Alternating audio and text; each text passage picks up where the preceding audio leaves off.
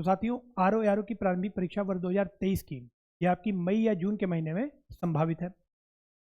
इसके अलावा मित्रों हाल ही में आयोग के द्वारा उत्तर प्रदेश पीसीएस वर्ष 2025 के लिए भी नोटिफिकेशन जारी कर दिया गया है और इन दोनों परीक्षाओं को ध्यान में रखते हुए सुदृष्ट पीसीएस के द्वारा टेस्ट सीरीज प्रोग्राम चलाया जा रहा है। टेस्ट सीरीज में आप कैसे जुड़ सकते हैं या टेस्ट सीरीज की जानकारी आप कहां से प्राप्त कर सकते हैं, इसके लिए यहां पर मैं नंबर लिख दे रहा हूं।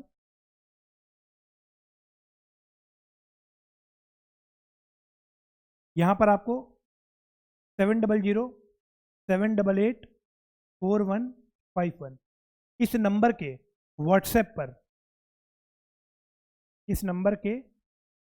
व्हाट्सएप पर आप संपर्क कर सकते हैं। टेस्ट सीरीज के रिगार्डिंग कंप्लीट जो जानकारी है, पूरा शेड्यूल या जो समय तालिका है टेस्ट सीरीज की, वो आपको यहाँ पर शेयर कर दी जाएगी। किस तरह से आप इसमें जुड़ सकते हैं इसके लिए भी आपको यहाँ पर गाइड कर दिया जाएगा। आज का जो हमारा वीडियो मित्रों, इसमें जो पहला टेस्ट आपका हुआ था पॉलिटी का, ठीक है, जो टेस्ट 1 था आपका पॉलिटी का, उसके जो टॉपिक्स थे उसमें एक बहुत ही महत्वपूर्ण टॉपिक था भारत का संवैधानिक विकास या कॉन्स्टिट्यूशनल डेवलपमेंट ऑफ इंडिया। तो आज इस टॉपिक को हम यहाँ पर डिस्कस कर रहे हैं। अब इस वक्त करंटली अगर देखा जाए तो टेस्ट सीरीज में आपके ज्योग्राफी या भूगोल विषय के टेस्ट प्रारंभ हो चुके हैं। भूगोल विषय का पहला टेस्ट कल हुआ है। पॉलिटी के सारे टेस्ट आपके समाप्त हो चुके हैं, मतलब टेस्ट सीरीज के माध्यम से हमने पॉलिटी का कंप्लीट रिवीजन ऑलरेडी कर लिया है।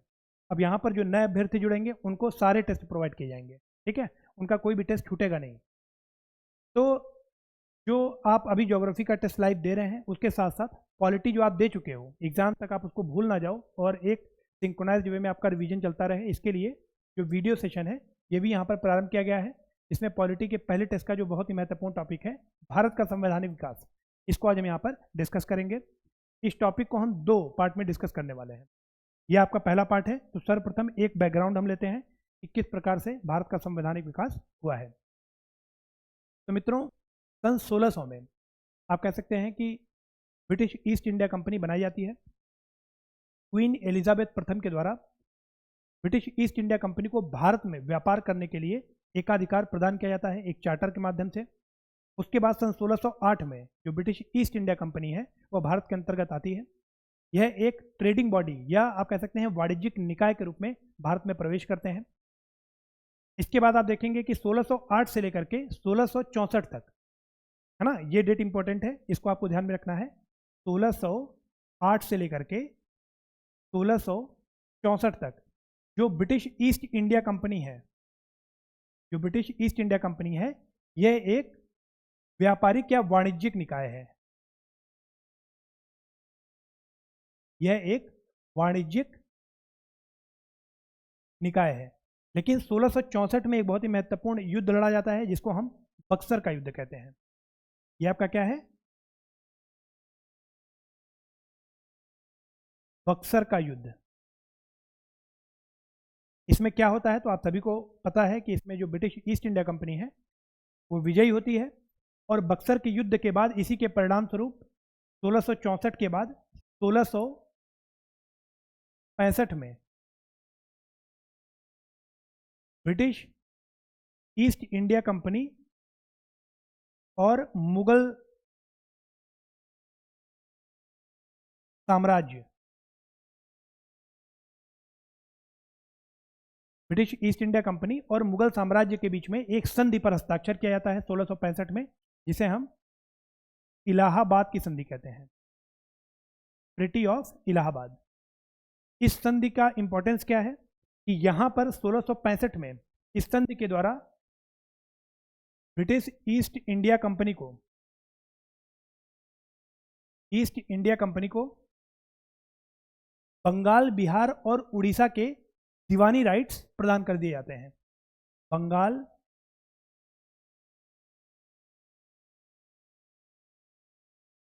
बिहार और उड़ीसा के आप कह सकते हैं दीवानी राइट्स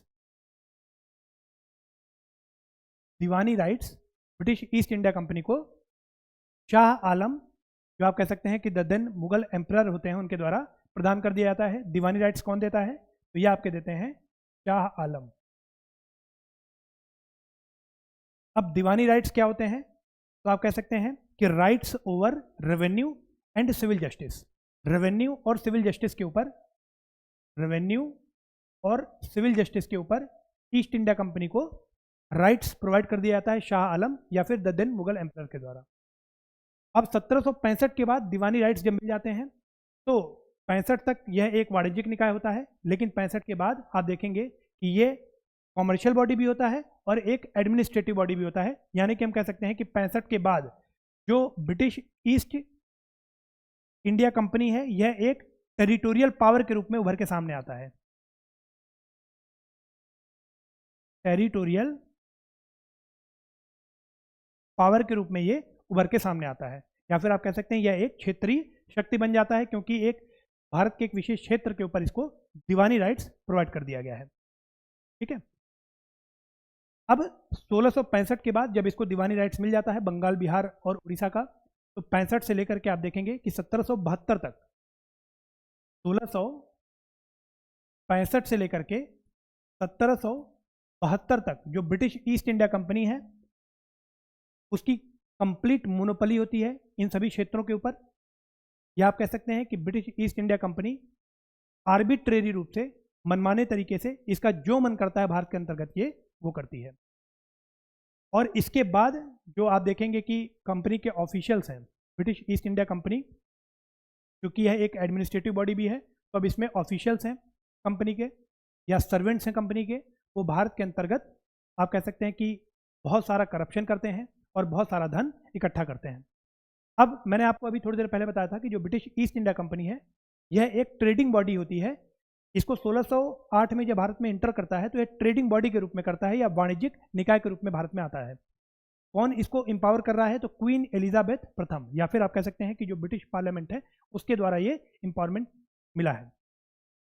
लेकिन यहां पर आने के बाद चूंकि यह अब एक एडमिनिस्ट्रेटिव बॉडी बन गया है, तो अब जो ब्रिटिश सरकार है आप देखेंगे भारत के ऊपर उसका विशेष इंटरेस्ट जगने लगा है। क्यों? क्योंकि अब जो कंपनी है यह एक एडमिनिस्ट्रेटिव बॉडी बन गई है, इसके पास दीवानी राइट्स भी हैं।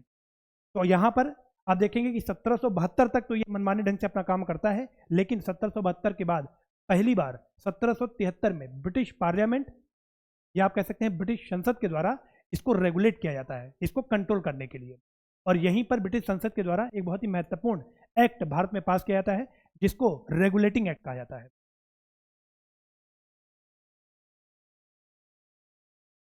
Regulating act of 1773।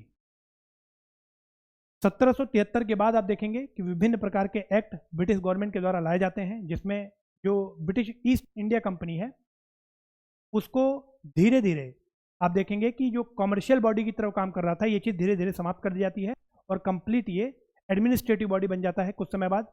और कहीं ना कहीं जो ब्रिटिश गवर्नमेंट है वो ब्रिटिश ईस्ट इंडिया कंपनी के माध्यम से ब्रिटिश ईस्ट इंडिया कंपनी के जो क्षेत्र हैं भारत के अंतर्गत उनके ऊपर ब्रिटिश गवर्नमेंट अपना शिकंजा कसने लगती है। तो यहाँ पर मित्रों इन्हीं कॉन्स्टिट्यूशनल डेवलपमेंट्स के बारे में आज इस वीडियो में हम पढ़ने वाले हैं। अब आपको पता है कि 1773 से लेकर के 17 या फिर 1858 तक, 1773 से लेकर के 1858 तक British East India company Bharat के अंतर्गत रूल करती है और इसीलिए इस टाइम पीरियड को कंपनी का शासन कहा जाता है। लेकिन 1858 के बाद जो भारत का एडमिनिस्ट्रेशन है, जो भारत का प्रशासन है, उसको ब्रिटिश गवर्नमेंट या ब्रिटिश पार्लियामेंट डायरेक्ट अपने कंट्रोल में ले लेता है। और 1858 से लेकर के जो आपका 1947 का टाइम पीरियड है उसको हम आप कह सकते हैं क्वीन रूल या जो रानी है उनके शासन के माध्यम से जानते हैं। ठीक है, तो आज के इस वीडियो में हम 1773 से 1858 तक के जो एक्ट हैं, जो कॉन्स्टिट्यूशनल लॉज पास किए गए हैं ब्रिटिश गवर्नमेंट के द्वारा भारत के अंतर्गत, उन पर आज की वीडियो में हम चर्चा करेंगे। तो चलिए प्रारंभ करते हैं। तो यहाँ पर मित्रों एक बार मैं फिर से बता दे रहा हूँ कि यदि आप टेस्ट सीरीज से जुड़ना चाहते हैं तो यहाँ पर आप इस नंबर पर संपर्क कर सकते हैं व्हाट्सएप पर। पूरी जानकारी आपको टेस्ट सीरीज के यहाँ पर प्रदान कर दी जाएगी। तो सबसे पहला आप तो यहाँ पर मित्रों जैसा कि मैंने आपको बताया कि दो हैंड में हम यहाँ पर डिस्कस करने वाले हैं। पहले हम 1773 से लेकर के 1858 तक का जो टाइम पीरियड है इसको कंपनी रूल के माध्यम से देखते हैं। तो आज के इस वीडियो में हम इसको ही डिस्कस करेंगे। यहाँ पर जो भी महत्वपूर्ण कॉन्स्टिट्यूशनल डेवलपमेंट ब्रिटिश गवर्नमेंट के द्वारा भारत के अंतर्गत किए गए हैं उनको हम यहाँ पर देखेंगे। और जो सेकेंड पार्ट होगा उसमें हम क्राउन रूल या रानी का जो शासन है उसको हम देखेंगे 1858 से लेकर के 1947 तक का जो पीरियड है उसके अंतर्गत। तो सर्वप्रथम जो पहला एक्ट मैंने आपको बताया कि 1665 में दीवानी राइट्स मिलने के बाद, है ना, इलाहाबाद की संधि के बाद दीवानी राइट्स मिलने के बाद जो कंपनी के ऊपर ब्रिटिश गवर्नमेंट के द्वारा जो पहला कंट्रोल लगाया जाता है वो 1773 के रेगुलेटिंग एक्ट के माध्यम से लगाया जाता है। यहाँ पर नाम से ही क्लियर हो रहा है कि यहाँ पर नाम है रेगुलेटिंग एक्ट, मतलब ब्रिटिश ईस्ट इंडिया कंपनी को जो ब्रिटिश पार्लियामेंट है उसके द्वारा रेगुलेट और कंट्रोल किया जाएगा। तो जो महत्वपूर्ण कीवर्ड्स हैं उसको आपको ध्यान में रखना है, परीक्षा में यहीं पर आपके प्रश्न पूछे जा सकते हैं। तो पहला आपका कीवर्ड है कंट्रोल और रेगुलेट करने के लिए एक्ट लाया जाता है। यहाँ पर मित्रों पहली बार जो कंपनी के पॉलिटिकल और एडमिनिस्ट्रेटिव फंक्शंस हैं उनको डिस्टिंग्विश किया जाता है। जो प्रशासनिक और राजनीतिक कार्य हैं उनको यहाँ पर अलग किया जाता है कंपनी के। इसके अलावा आप कह सकते हैं कि 1773 के रेगुलेटिंग एक्ट के माध्यम से पहली बार भारत के अंतर्गत आप कह सकते हैं केंद्रीय प्रशासन या सेंट्रल एडमिनिस्ट्रेशन की स्थापना की जाती है। तो ये सारे ही पॉइंट मोस्ट इंपॉर्टेंट है, जिनको आपको याद रखना है, ध्यान रखना है। इसके अलावा रेगुलेटिंग एक्ट में कुछ अन्य आप कह सकते हैं महत्वपूर्ण काम किए जाते हैं, जिसमें पहला आपका है कि जो बंगाल का गवर्नर है अब उसको गवर्नर जनरल ऑफ बंगाल कहा जाता है। ठीक है, बंगाल का जो गवर्नर है उसको गवर्नर जनरल ऑफ बंगाल कहा जाता है और इसकी सहायता के लिए 4 मेंबर की एक एग्जीक्यूटिव काउंसिल बनाई जाती है, या आप कह सकते हैं 4 मेंबर्स की या 4 सदस्यों की एक कार्यकारी परिषद का निर्माण किया जाता है। किसके सहयोग के लिए? गवर्नर जनरल ऑफ बंगाल के लिए। इस तरह से बंगाल का जो प्रथम गवर्नर जनरल है वो कौन बनता है? तो आप कह सकते हैं Lord Warren Hastings, most important है।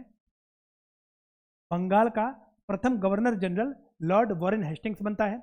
इसके अलावा जो बॉम्बे और मद्रास प्रेसिडेंसी के गवर्नर हैं उनको बंगाल के गवर्नर जनरल के अधीन किया जाता है। मतलब यहाँ पर जो बंगाल का गवर्नर जनरल है उसको ज़्यादा पावरफुल बनाया जाता है in comparison to the governors of the Bombay and Madras presidency. इसके बाद मित्रों मोस्ट इंपॉर्टेंट है, कई बार आपसे परीक्षा में पूछा गया है कि 1773 के रेगुलेटिंग एक्ट के माध्यम से ही आप देखेंगे कलकत्ता में 1774 में एक सर्वोच्च न्यायालय या सुप्रीम कोर्ट की स्थापना की जाती है। यहाँ पर जो सर्वोच्च न्यायालय है इसमें टोटल 4 जज हैं चीफ जस्टिस को मिला करके, एक चीफ जस्टिस और 3 अन्य जज। ठीक है, मैं चाहूँगा यहाँ पर कमेंट बॉक्स में आप कमेंट करें, यह पहले भी पूछा चुका है कि चीफ जस्टिस का नाम क्या था, पहले भी आपके परीक्षा में पूछा चुका है। कमेंट बॉक्स में जरूर कमेंट बताएं कि जो सुप्रीम कोर्ट कलकत्ता में स्टैब्लिश किया जाता है 1774 में, उनके चीफ जस्टिस का नाम क्या होता है। मैंने आपको बताया कि 1765 के बाद जो कंपनी के ऑफिशियल्स हैं, चूंकि उनको दीवानी राइट्स भी मिल गए हैं, तो अब वो मनमाने तरीके से भारत के अंतर्गत ट्रेड कर रहे हैं। वो जिसको चाहते हैं उसको फेवर कर रहे हैं और बदले में उनसे वो उपहार लेते हैं, गिफ्ट लेते हैं या ब्राइब लेते हैं। तो इन सभी चीज़ों को, या फिर आप कह सकते हैं इस प्रकार के जो प्राइवेट ट्रेड है, इन सभी को प्रतिबंधित किया जाता है 1773 के रेगुलेटिंग एक्ट के माध्यम से। ये मोस्ट इंपॉर्टेंट है कि यहाँ पर क्या क्या चीज़ें प्रोहिबिट की जाती हैं। प्राइवेट ट्रेड, प्रेजेंट या गिफ्ट लेना, या फिर जो ब्राइब लेते थे, वो जो घूस लेते थे, उसको यहाँ पर प्रतिबंधित किया गया है। तो ये कुछ महत्वपूर्ण प्रावधान थे 1773 के रेगुलेटिंग एक्ट के। इसके बाद मित्रों अगला जो हमारा एक्ट है वो आपका अमेंडिंग एक्ट ऑफ 1781। 1781 में एक संशोधन अधिनियम लाया जाता है। आप देखेंगे कि 1773 में जो गवर्नर जनरल है उनके पावर्स के ऊपर विशेष बात नहीं की गई, तो उसको यहाँ पर सेटल किया गया। मतलब इसीलिए जो अमेंडिंग एक्ट था 1781 का जो संशोधन अधिनियम था, इसको एक्ट ऑफ सेटलमेंट भी कहते हैं। और यहाँ पर गवर्नर जनरल और उनकी काउंसिल को अधिक पावरफुल बनाया जाता है। 1774 में कलकत्ता में जो सुप्रीम कोर्ट की स्थापना की गई है, आप देखेंगे कि उसकी ज्यूरिडिक्शन से कुछ लोगों को बाहर किया जाता है। मतलब अब कुछ लोग ऐसे हैं जिनको न्यायिक समीक्षा के दायरे से बाहर किया जाएगा। मोस्ट इंपॉर्टेंट प्रोविजन है जो अमेंडिंग एक्ट था आपका 1781 का, इसके माध्यम से किसको किसको जुडिशियल रिव्यू या न्यायिक समीक्षा से बाहर किया जाता है। तो आप कह सकते हैं गवर्नर जनरल की जो काउंसिल है, एग्जीक्यूटिव काउंसिल, कार्यकारी परिषद। इसके अलावा जो ईस्ट इंडिया कंपनी के सर्वेंट्स हैं, ईस्ट इंडिया कंपनी के जो सर्वेंट्स या ऑफिशियल्स हैं।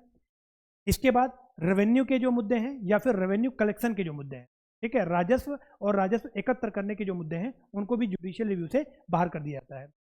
तो किसको जुडिशियल रिव्यू में शामिल किया जाएगा? तो आप कह सकते हैं कि जो उस वक्त बंगाल के सभी निवासी थे वो सभी सुप्रीम कोर्ट के जुरिडिक्शन में आते थे या सुप्रीम कोर्ट के जुरिडिक्शन के अंतर्गत थे या जुडिशियल रिव्यू में थे। तो all inhabitants of Calcutta, Calcutta के सभी निवासी आप कह सकते हैं जो भारतीय हैं, उनको सुप्रीम कोर्ट के जुरिडिक्शन के अंदर रखा गया है। और जितने भी अंग्रेज हैं जो बाहर से आए हैं उनको सुप्रीम कोर्ट की जुरिडिक्शन से बाहर कर दिया गया। ठीक है, इसका लाभ क्या होगा? इसका लाभ ये भी होगा कि वो मनमाने ढंग से काम करेंगे, और अगर आप कोर्ट में किसी भी मुद्दे को लेकर के जाएंगे राजस्व से संबंधित, राजस्व एकत्र करने से संबंधित, तो वो आपको आसानी से कह सकते हैं कि हम सुप्रीम कोर्ट के जुरिडिक्शन या क्षेत्राधिकार से बाहर है। ठीक है, यहाँ पर मित्रों एक बहुत ही महत्वपूर्ण प्रावधान ये था कि जो प्रतिवादी थे, है ना, या फिर जो डिफेंडेंट्स थे, उनको उनके पर्सनल लॉ के अकॉर्डिंग एडमिनिस्टर करने का प्रावधान किया गया। मतलब अब जो हिंदू हैं उनके ऊपर ट्रायल कोर्ट में हिंदू लॉज के आधार पर चलाया जाएगा, जो मुस्लिम है उनके ऊपर ट्रायल कोर्ट में मुस्लिम लॉज या मोहम्मदन लॉज के अकॉर्डिंग चलाया जाएगा। इसके अलावा जो आपके क्षेत्रीय न्यायालय हैं, जो प्रोविंशियल कोर्ट्स हैं, है ना, उनकी अपील सुप्रीम कोर्ट में ना करके कहाँ पर करने का प्रावधान किया गया? गवर्नर जनरल की काउंसिल में। मतलब जो क्षेत्रीय न्यायालय हैं, अगर वहाँ की कोई अपील है तो आप सुप्रीम कोर्ट में नहीं जा सकते। यहाँ पर एक प्रावधान किया गया कि इन अपील्स को लेकर के आप गवर्नर जनरल की काउंसिल में जा सकते हैं। ठीक है, इसके बाद जो अगला महत्वपूर्ण एक्ट था वो था आपका Pitt's India act of 1784। Pitt's India act इसे क्यों कहते हैं? क्योंकि आप देखेंगे कि 1784 में ब्रिटिश पार्लियामेंट में the then prime minister of Britain, आप कह सकते हैं विलियम पिट, उनके द्वारा इसे पेश किया गया था, इसीलिए इसका नाम पिट्स इंडिया एक्ट रख दिया गया। यहां पर मित्रों डबल गवर्नमेंट का सिस्टम स्टेब्लिश किया गया। मतलब आप कह सकते हैं पहली बार जो कंपनी के कॉमर्शियल और पॉलिटिकल फंक्शन थे उनको अलग किया गया। जो कॉमर्शियल फंक्शन है उनको कंपनी के कोर्ट ऑफ डायरेक्टर्स के जुरिडिक्शन में डाला गया, और जो पॉलिटिकल फंक्शंस हैं उनको बोर्ड ऑफ कंट्रोल्स के नियंत्रण में रखा गया। अब board of controls Pitt's India act 1784 के माध्यम से एक नई बॉडी बनाई गई। ध्यान दीजिएगा, कोर्ट ऑफ डायरेक्टर्स तो पहले से थे। कोर्ट ऑफ डायरेक्टर्स कौन थे? जो ब्रिटिश ईस्ट इंडिया कंपनी थी उनके जो मेजर शेयर होल्डर्स हैं, है ना, आप कह सकते हैं कंपनी के जो ओनर्स हैं वो आपके कोर्ट ऑफ डायरेक्टर्स के पार्ट थे। उनमें कौन लोग शामिल थे? तो आप कह सकते हैं कि बड़े जो आप कह सकते हैं ब्रिटिश पार्लियामेंट के मेंबर्स थे, है ना। इसके अलावा बड़े बड़े इंडस्ट्रियलिस्ट जो प्राइवेट लोग थे, प्राइवेट इंडिविजुअल्स थे, वो कोर्ट ऑफ डायरेक्टर्स का पार्ट थे। बोर्ड ऑफ कंट्रोल जो है ये आप कह सकते हैं कि कंपनी के जो पॉलिटिकल अफेयर्स थे या फिर जो राजनीतिक कार्य थे उनको एडमिनिस्टर करने के लिए नई बॉडी बनाई गई थी। इसके माध्यम से पिट्स इंडिया एक्ट के माध्यम से 1784 में। इसको नियंत्रण बोर्ड भी कहा जाता है। बोर्ड ऑफ कंट्रोल्स का मतलब हो गया नियंत्रण बोर्ड। ये कब बनी थी? पिट्स इंडिया एक्ट 1784 के माध्यम से। ठीक है, अब बोर्ड ऑफ कंट्रोल के जुरिडिक्शन में क्या क्या है? तो आप कह सकते हैं सिविल या मिलिट्री गवर्नमेंट, ये आपका बोर्ड ऑफ कंट्रोल के अंतर्गत था। इसके अलावा जो ब्रिटिश पोजेशंस थे इंडिया में, मतलब भारत के अंतर्गत जो ब्रिटेन की संपत्ति थी, मतलब सो कॉल्ड संपत्ति हम कहते हैं, चाहे ब्रिटिश ईस्ट इंडिया कंपनी के क्षेत्राधिकार में जो थी, उनके ऊपर का जो जुरिडिक्शन है वो आपका बोर्ड ऑफ कंट्रोल का था। इसके अलावा जो ब्रिटिश गवर्नमेंट है उसको ब्रिटिश ईस्ट इंडिया कंपनी के ऊपर सुप्रीम पावर बनाया गया पिट्स इंडिया एक्ट 1784 का। तो इसमें से कोई भी पॉइंट आपसे आप कह सकते हैं कि ये बोर्ड ऑफ कंट्रोल वाला मोस्ट इंपॉर्टेंट है, स्टार मार्कर है, ये आपसे पूछा सकता है। 1784 के पिट्स इंडिया एक्ट के माध्यम से ये नई बॉडी बनाई गई, बोर्ड ऑफ कंट्रोल। ठीक है, अगला जो हमारा एक्ट है पिट्स इंडिया एक्ट के बाद वो आपका है एक्ट ऑफ 1786। 1786 के एक्ट का क्या इंपॉर्टेंस था? 1786 में लॉर्ड कॉर्नवालिस को बंगाल का गवर्नर जनरल नियुक्त किया जाता है। बंगाल के गवर्नर जनरल के पद पर नियुक्त होने से पहले लॉर्ड कॉर्नवालिस दो शर्तें रखता है। कहता है कि ये दो शर्तें मेरी पूरी होंगी तभी मैं बंगाल का गवर्नर जनरल बनूंगा। शर्तें क्या थी? पहला शर्त ये था कि गवर्नर जनरल की जो काउंसिल है, एग्जीक्यूटिव काउंसिल या फिर जो कार्यकारी परिषद है, उसको ओवरराइड करने की पावर कॉर्नवालिस के पास होनी चाहिए। पहली शर्त थी। मतलब काउंसिल के द्वारा अगर कोई निर्णय लिया जा रहा है तो उसे बदलने का अधिकार किसके पास होगा? कॉर्नवालिस के पास। ये उसकी पहली डिमांड थी। दूसरा डिमांड ये था कि जो गवर्नर जनरल है या फिर जो कॉर्नवालिस है, मतलब कॉर्नवालिस ने बोला कि मुझे कमांडर इन चीफ भी नियुक्त किया जाए। तो इन दोनों डिमांड्स को एक्सेप्ट कर लिया जाता है और लॉर्ड कॉर्नवालिस आप कह सकते हैं कि बंगाल का गवर्नर जनरल बन जाता है 1786 में। इसके बाद मित्रों 1786 के बाद आप देखेंगे कि 1793 से आपके चार्टर एक्ट प्रारंभ हो जाते हैं। 1793 से लेकर के 1853 तक आपके 4 चार्टर एक्ट आते हैं, उनको चार्टर एक्ट बोला जाता है। लेकिन आप देखेंगे कि 1853 के बाद जो अगला एक्ट आता है उसको गवर्नमेंट ऑफ इंडिया एक्ट बोला जाता है। ठीक है, तो ये एक विशेष बात है ध्यान देने वाली। चार्टर एक्ट जो 1793 का था, ध्यान दीजिएगा कि कॉर्नवालिस को जो अधिभावी शक्तियां या जो ओवरराइडिंग पावर्स प्रदान की गई थी काउंसिल के ऊपर, वही अधिभावी शक्तियां जो भावी आपके गवर्नर जनरल हैं उनको या जो प्रेसिडेंसी के गवर्नर हैं उनको प्रदान किया जाता है 1793 के चार्टर एक्ट के माध्यम से। मतलब 1786 में कॉर्नवालिस को यह पावर दी गई कि वो अपने काउंसिल को ओवरराइड कर सकता है। और 1793 के चार्टर के माध्यम से वही ओवरराइडिंग पावर्स जो आगे आने वाले गवर्नर जनरल हैं, है ना, उनको प्रदान की गई, और जो प्रेसिडेंसी के गवर्नर हैं उनको प्रदान की गई। इसके अलावा जो गवर्नर जनरल है बंगाल का, उसको बॉम्बे और मद्रास प्रेसिडेंसी के गवर्नर से ज़्यादा पावरफुल बनाया गया। या फिर आप कह सकते हैं इसके अलावा एक बहुत ही महत्वपूर्ण प्रोविजन है, मोस्ट इंपॉर्टेंट, कि अगले 20 वर्षों तक ब्रिटिश ईस्ट इंडिया कंपनी को व्यापारिक एकाधिकार प्रदान किया गया चार्टर एक्ट ऑफ 1793 के माध्यम। इसके अलावा मित्रों जो बोर्ड ऑफ कंट्रोल बनाया गया था, ठीक है, कब बनाया गया था? 1784 के पिट्स इंडिया एक्ट के माध्यम से। जो नियंत्रण बोर्ड बना था, उनके सदस्यों, उनके स्टाफ या कर्मचारियों को भुगतान कहाँ से किया जाएगा? तो इसमें प्रावधान किया गया कि उनकी सैलरी या उनके भुगतान जो है वो भारतीय राजस्व से किए जाएंगे, मतलब इंडियन रेवेन्यू से ही उनको पे किया जाएगा। तो ये सभी प्रोविजंस थे चार्टर एक्ट ऑफ 1793 के। इसके बाद मित्रों अगला जो महत्वपूर्ण एक्ट है वो आपका है चार्टर एक्ट ऑफ 1813। 1813 के चार्टर एक्ट की खास बात क्या है कि ब्रिटिश ईस्ट इंडिया कंपनी का जो व्यापारिक एकाधिकार था उसको इसने समाप्त कर दिया। दो चीज में एकाधिकार अभी भी ब्रिटिश ईस्ट इंडिया कंपनी के पास रखा गया इस एक्ट के माध्यम से। एक था आपका ट्रेड इन टी और दूसरा था ट्रेड विद चाइना, मतलब चाय और चीन के साथ व्यापार को छोड़ करके जो अन्य व्यापारिक एकाधिकार है ब्रिटिश ईस्ट इंडिया कंपनी का, उसको चार्टर एक्ट ऑफ 1813 के माध्यम से समाप्त कर दिया। जो ट्रेड मोनोपोली थी उसको खत्म कर दिया गया। ठीक है, आप देखेंगे कि पूरी तरह से ट्रेड मोनोपोली कब समाप्त होती है, तो आप कह सकते हैं चार्टर एक्ट जो इसके बाद आता है 1833 का, है ना। 1833 के चार्टर एक्ट में जो ब्रिटिश ईस्ट इंडिया कंपनी है वो कॉमर्शियल बॉडी खत्म हो जाती है, कॉमर्शियल बॉडी रहती ही नहीं है, वो एक प्योरली एडमिनिस्ट्रेटिव बॉडी बन जाती है। यहाँ पर मित्रों भारत में जो व्यापार एकाधिकार है ईस्ट इंडिया कंपनी का वो समाप्त कर दिया गया, मोस्ट इंपॉर्टेंट। उसके बाद कहाँ कहाँ पर एकाधिकार अभी भी प्रदान किया गया है, तो चाय और चीन के साथ व्यापार में जो कंपनी का एकाधिकार है उसको सुरक्षित किया गया। भारत में कंपनी के क्षेत्र पर ब्रिटिश क्राउन की संप्रभुता स्थापित की गई कि भारत के अंतर्गत ब्रिटिश ईस्ट इंडिया कंपनी की जो टेरिटरी है उसके ऊपर सॉवरेनिटी किसकी है, तो वो है ब्रिटिश क्राउन की। तो यह बात कब स्थापित हुई? चार्टर एक्ट ऑफ 1813 के माध्यम। इसके अलावा मोस्ट इंपॉर्टेंट, ये दोनों प्रोविजन मोस्ट इंपॉर्टेंट है कि जो क्रिश्चियन मिशनरीज हैं, ईसाई मिशनरी, इनको भारत आने की अनुमति दी गई भारत के लोगों को इनलाइट करने के लिए, और वेस्टर्न एजुकेशन या पाश्चात्य शिक्षा, ठीक है, तो इसको भी इसके प्रचार प्रसार के लिए यहाँ पर प्रोविजन किया गया चार्टर एक्ट ऑफ 1813 में।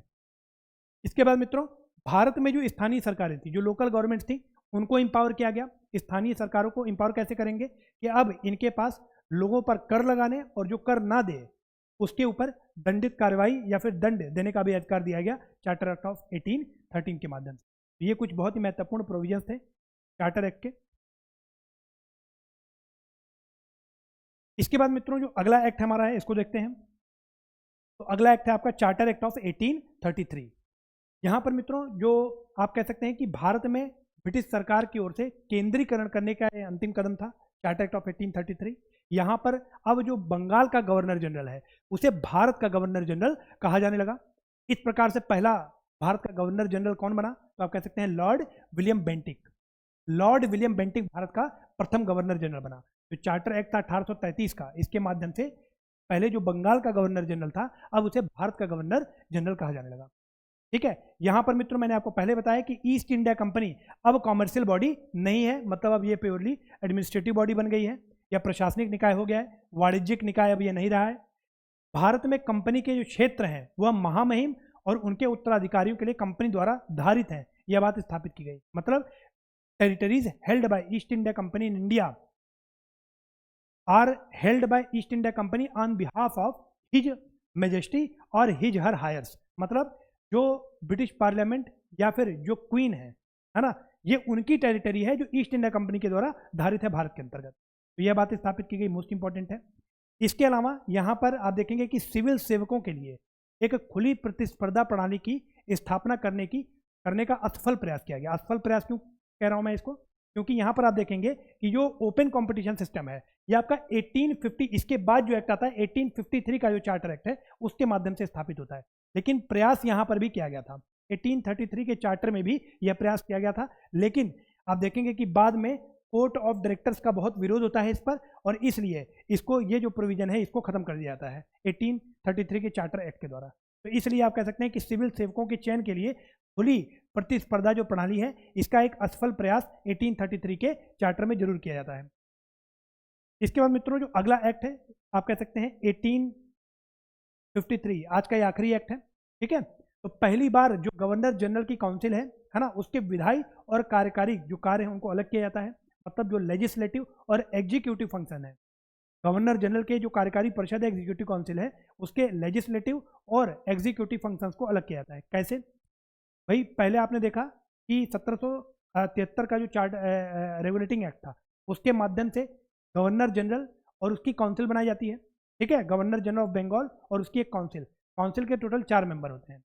यहाँ पर मित्रों 1853 के चार्टर एक्ट के माध्यम से जो गवर्नर जनरल की काउंसिल है, जिसमें पहले 4 सदस्य थे, अब उसकी सदस्य संख्या बढ़ा दी जाती है और इसमें 6 नए सदस्य जोड़े जाते हैं। इसमें 6 नए सदस्य जोड़े जाते हैं एग्जीक्यूटिव काउंसिल में। ये जो 6 नए सदस्य हैं, ये आपके लेजिस्लेटिव मेंबर्स होते हैं, ध्यान दीजिएगा, ये आपके लेजिस्लेटिव मेंबर्स हैं। मतलब अब ये जो 6 सदस्य हैं एग्जीक्यूटिव काउंसिल के अंतर्गत, इन्हीं को हम मिनी पार्लियामेंट के नाम से जानेंगे, मिनी पार्लियामेंट, ठीक है। मतलब जितने भी लेजिस्लेटिव काम है वो इन 6 के द्वारा किए जाएंगे, बाकी जो एग्जीक्यूटिव काम है वो आपके जो 4 मेंबर्स हैं एग्जीक्यूटिव काउंसिल के पहले से, उनके द्वारा किए जाएंगे। मतलब अब जो गवर्नर जनरल का विधायी और आप कह सकते हैं जो कार्यकारी कार्य है, इनको अलग कर दिया गया है। जो विधायी कार्य हैं वो 6 नए मेंबर्स के द्वारा किए जाएंगे और जो कार्यकारी शक्तियां हैं वो किनके पास होंगी, वो आप कह सकते हैं एग्जीक्यूटिव काउंसिल या गवर्नर जनरल की जो कार्यकारी परिषद है उनके पास होंगी। तो इनको लेजिस्लेटिव काउंसिलर्स बोला गया, जो 6 नए मेंबर और जोड़े गए। यहाँ पर मित्रों जो लेजिस्लेटिव काउंसलर्स हैं, इन्हीं को आप कह सकते हैं इंडियन लेजिस्लेटिव असेंबली भी बोला गया, इन्हीं को सेंट्रल लेजिस्लेटिव असेंबली भी बोला गया और इन्हीं को मिनी पार्लियामेंट का नाम दिया गया। मतलब विधायी जितने भी कार्य होंगे वो इन्हीं के द्वारा किए जाएंगे। इसके अलावा मोस्ट इंपॉर्टेंट है 1853 के चार्टर एक्ट में open competition civil services examination या सिविल सेवक चयन परीक्षा के लिए ओपन कंपटीशन की व्यवस्था की गई। आप कह सकते हैं कि सिविल जो सर्विसेज एग्जाम होता था उस टाइम पर, उसमें 2 प्रकार के पोस्ट होते थे। जो हायर पोस्ट थे वो आपके कोविनेंटेड पोस्ट थे और जो अनकोविनेंटेड पोस्ट थे वो आपके लोअर पोस्ट थे।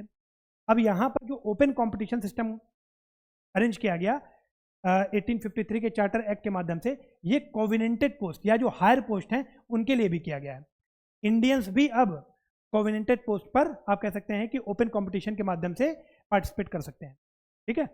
इसके बाद मित्रों 1854 में यहाँ पर मैकाले कमेटी बनाई गई, इसी को मद्देनजर, और यहाँ पर आप कह सकते हैं कि पहली बार भारतीय विधान परिषद में स्थानीय प्रतिनिधित्व स्थापित किया गया। मतलब जो ये 6 मेंबर्स ने ऐड किए गए, इसमें जो 4 मेंबर थे वो प्रांतीय सरकारों से चुने गए, उनके रिप्रेजेंटेटिव्स थे मद्रास, बम्बई, बंगाल और आगरा। आप कह सकते हैं यहाँ के जो प्रोविंशियल गवर्नमेंट्स थे, मद्रास, बम्बई, बंगाल और आगरा, यहाँ से आपके 4 मेंबर्स लिए गए, यहाँ के 4 रिप्रेजेंटेटिव्स इन 6 में शामिल किए गए, जो मिनी पार्लियामेंट था। तो आप कह सकते हैं कि पहली बार भारतीय विधान परिषद में या इंडियन लेजिस्लेटिव काउंसिल में या मिनी पार्लियामेंट में या सेंट्रल लेजिस्लेटिव काउंसिल में स्थानीय प्रतिनिधित्व स्थापित किया गया। तो ये कुछ बहुत ही महत्वपूर्ण प्रोविजंस थे आपके चार्टर एक्ट ऑफ 1853 के, ठीक है। तो मित्रों यहाँ पर आज का वीडियो हमारा समाप्त होता है। इसके बाद हम लोग नेक्स्ट वीडियो में जो कॉन्स्टिट्यूशनल डेवलपमेंट सेकंड पार्ट है उसको देखेंगे। इसमें आगे चल करके हम 1858 का जो एक्ट ऑफ गुड गवर्नेंस आता है 1857 के रिवोल्ट के बाद, उसकी हम चर्चा करने वाले हैं। ओके फ्रेंड्स, तो थैंक यू सो मच। अगर वीडियो अच्छा लगा हो तो वीडियो को लाइक और शेयर जरूर करें। चैनल को यदि आपने सब्सक्राइब नहीं किया तो चैनल को सब्सक्राइब कर लें, बेल आइकन को प्रेस कर लें। टेस्ट सीरीज से यदि आप जुड़ना चाहते हैं तो आप कह सकते हैं कि ये नंबर मैं लिख दे रहा हूँ 700-788-4151। इस नंबर पर आप कांटेक्ट करें व्हाट्सएप पर। इसके आप कह सकते हैं कि व्हाट्सएप पर आपको कांटेक्ट करना है, ठीक है। टेस्ट सीरीज से संबंधित सारी जानकारी आपको यहाँ पर प्रोवाइड कर दी जाएगी। Thank you so much.